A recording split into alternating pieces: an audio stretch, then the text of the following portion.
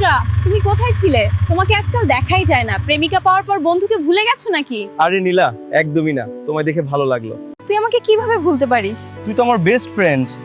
আর ওভাবে বলিস না, আমি জাস্ট সুমির সাথে একটু বাইরে গিয়েছিলাম। তুই কেমন আছিস? আমি ভালো আছি বন্ধু, শুধু আমি জানি কিভাবে চলছি। আপনি একই সাথে দুটি নৌকায় চড়ছেন, একদিন ডুবে যাবেন এবং তখনই তা বুঝতে পারবেন। আজে বাজে কথা বলো না, এমন কিছুই হবে না। তুমি আমাকে খুব ভালো করে জানো।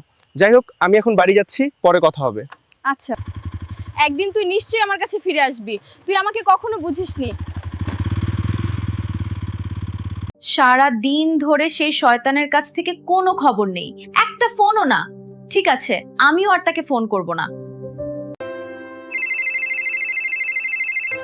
Baby, please pick up the call, please. সারাদিন কোথায় ছিলে? এখন হঠাৎ করে ফোন করার সময় পেলে?